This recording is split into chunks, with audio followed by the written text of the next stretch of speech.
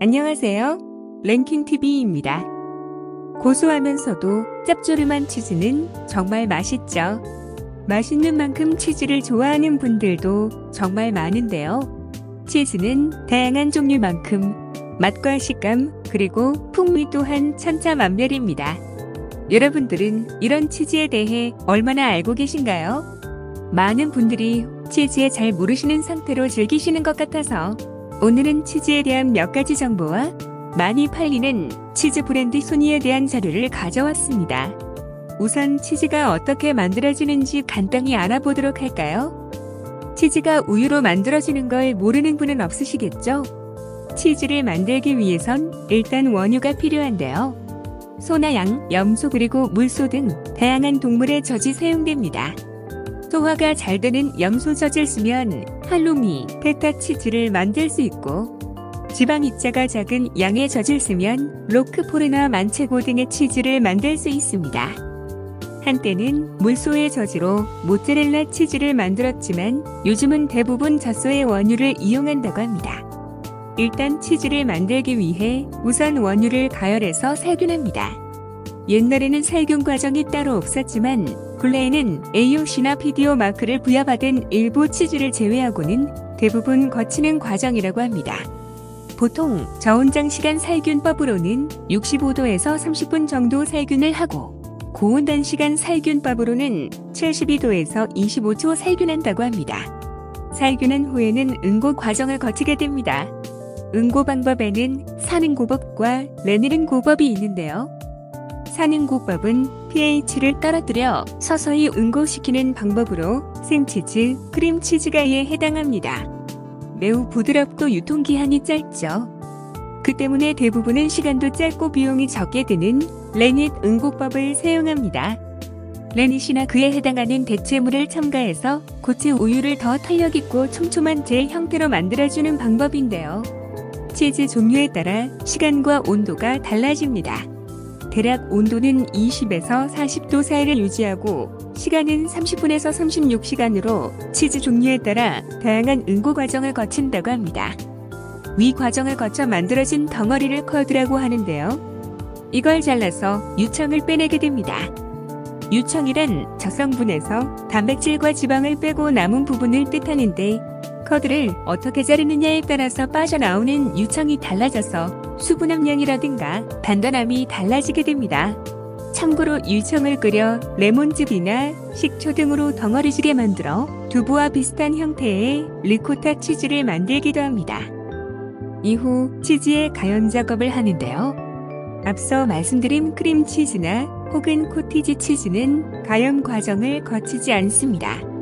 그리고 가연 작업을 하는 치즈는 소금을 첨가하는 방법에 따라 종류가 다양하게 나뉘게 되는데요.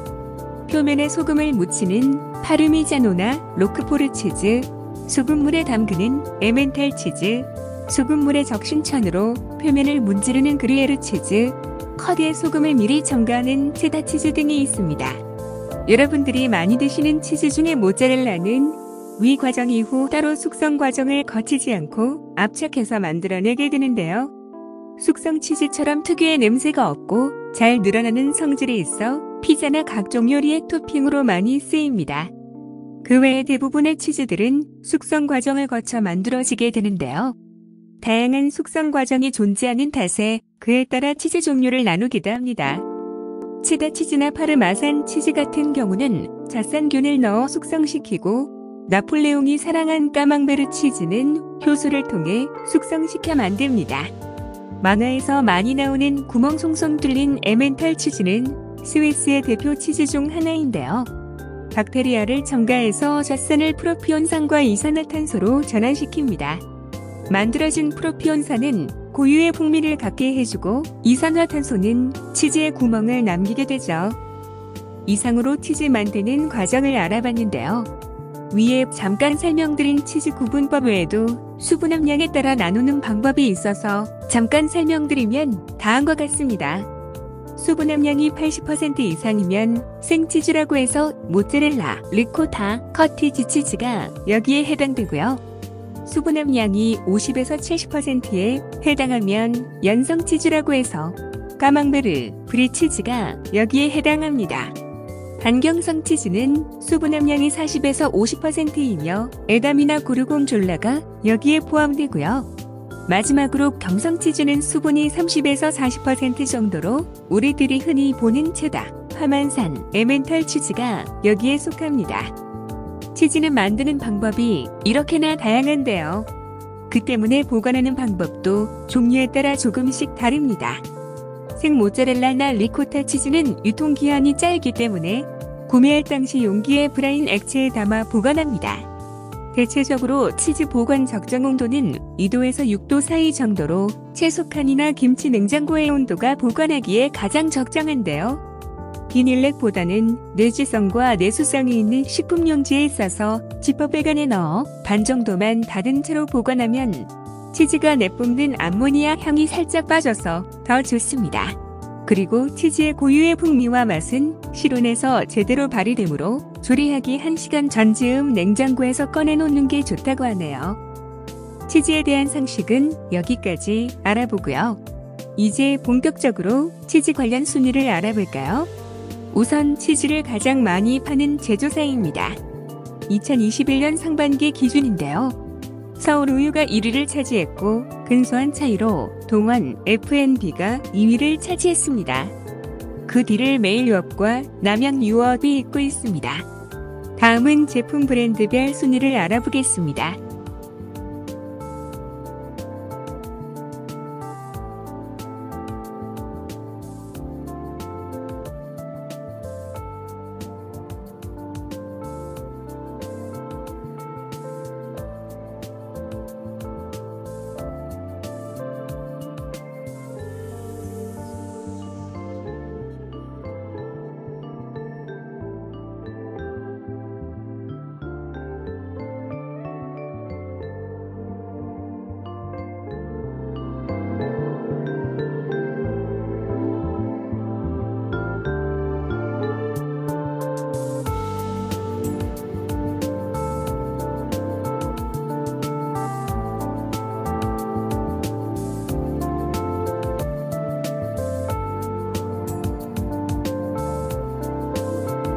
이상으로 치즈에 대한 상식과 많이 팔리는 브랜드에 대해 알아봤습니다.